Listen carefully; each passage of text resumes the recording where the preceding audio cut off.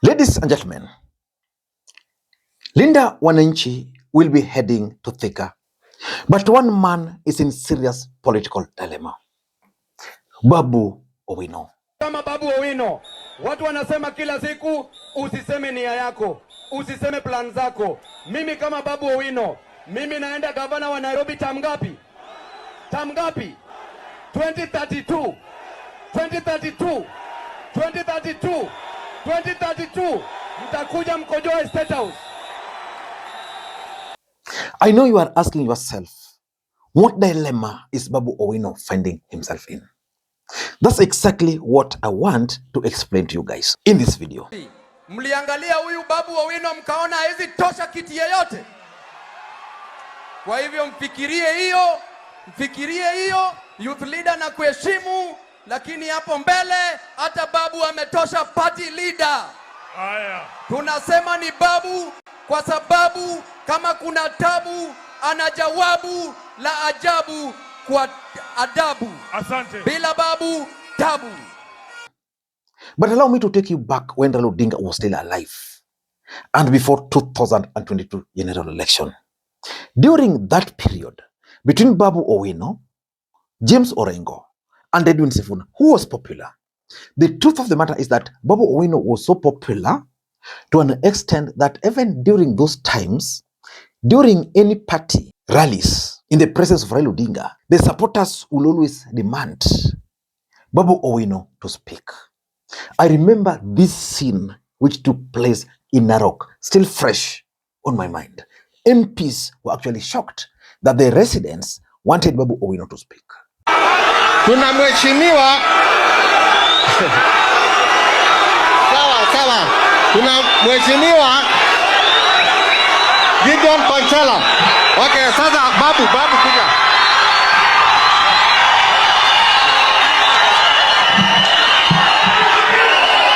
Asanteni sana vijana ria, vijana tibim, vijana tialala. Asanteni sana.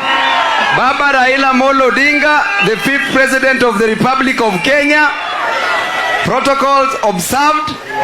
Vijana ambao mpo, hamjambo. Vijana, kitu ya kwanza ningependa niwasalamie sana. Enter super poki. Asanteni sana. Kanyor entayo leng. But is that the case right now? That's not the case. Babu Owino is being overtaken in terms of popularity by Edwin Sifuna and by JamesOrengo. Those are the facts. For example, during the burial of Albert Ojwang, the residents there insisted that Babu Owino had to speak because Babu Owino was the darling at that time. Asanteni sana.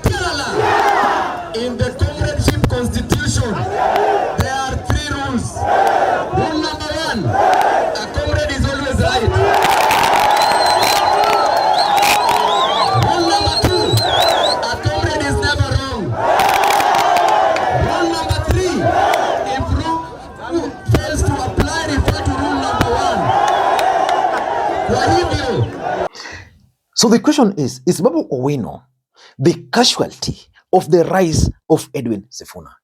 For those who followed the Linda Wananchi rally in Kisumu, it was massive.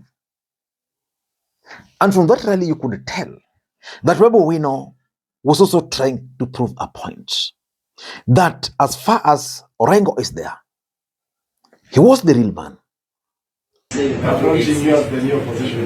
Yeah. Actually, from today henceforth, I'm the chief opposition leader because there are so many jobs doing rounds. There are so many people who are in the opposition who are now in bed with the government. My interest is to fight for Kenyans. It pains me to see a person who was a fellow member of parliament joining government.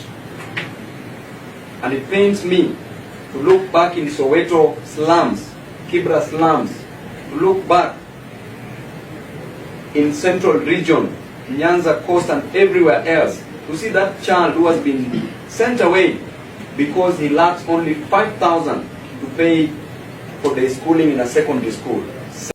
But let us not get into those. Let us focus on the dilemma which personally I think Babu Owino is facing.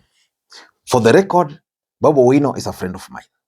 But these are some of the challenges he is facing. Number one, the Nairobi gubernatorial election.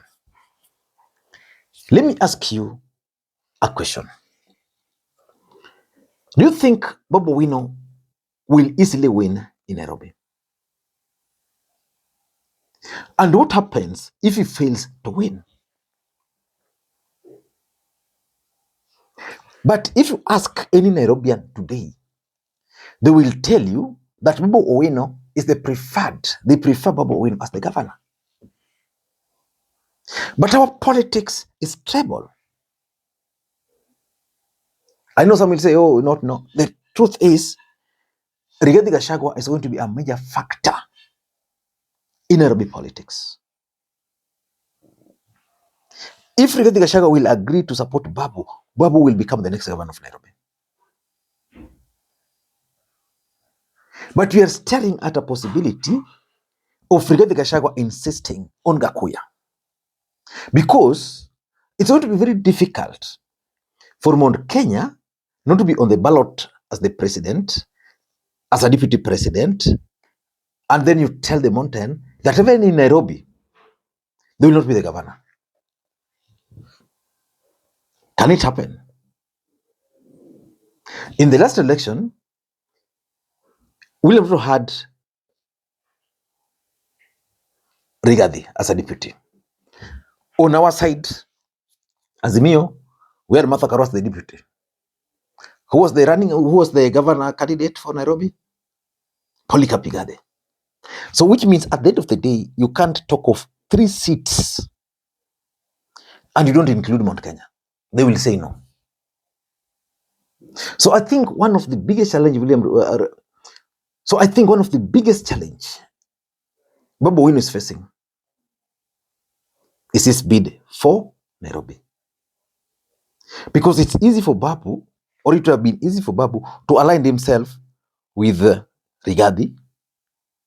Then he becomes the automatic candidate, or align himself with, if you had to ask me, ODM. Then try and craft that ODM machinery. That's number one. Number two, there is this Edwin Sifuna and JamesOrengo factor. Their rise is actually affecting Babu Owino. Take, for example, the case of Nyanza. There's Babu Owino, there's Orengo. Who is the kingpin amongst them? Orengo is trying so hard to overshadow everybody in Linda Wananchi. That is the fact. Tomorrow you will see many of Orengo supporters showing up in Thika with Orengo branding. Babu will try, but Orengo is trying. As far as the Nyanza politics is concerned, even within Linda Wananchi, you can't promote Babu and you leave Orengo. So it's giving him serious political headache. That's something he's dealing with. Number 3 is the Raila Odinga succession politics. You see, Raila Odinga passed on. Before Raila Odinga passed on, Babu Owino declared himself the acting opposition leader. That time Raila was there. In Nyanza, it was a foregone conclusion that Babu Owino was going to be the kingpin. But should Babu Owino lose Nairobi? Yeah? That's going to be something else. Because remember, there is JamesOrengo. One guy is eyeing the seat, but another man is strategically positioning himself, Raymond Omolo. And he's not a politician, so he's waiting for his time to come. Babu's arithmetic was simple. Let me go for Nairobi, win Nairobi, perform. Then by that time, Orengo will be out of equation. Then I can take the leadership of the Luo Nation and become the kingpin. Raymond Omolo is also doing a similar strategy. Let's campaign for Ruto, let Ruto win, then from there we can see. So which means for Babu to succeed, he must win the governor. Yeah, and importantly, there is also the post-2027 politics, which for me is another big dilemma Babu is facing. Let's assume Edwin Sifuna, Kalonzo Musyoka ticket wins, whoever becomes the president. Let's assume they just win that ticket. Do you think they will allow Babu Owino to remove them in 2032? Because Babu is making it very clear that 2027 I'm going for governor, 2032 I'm coming for the presidency. And we're not talking of a situation where, say, Sifuna is now the president. Will Sifuna allow Babu to just do whatever he wants like that? That Sifuna is the president or Kalonzo is the president, and immediately after they are sworn in, Babu want to replace them.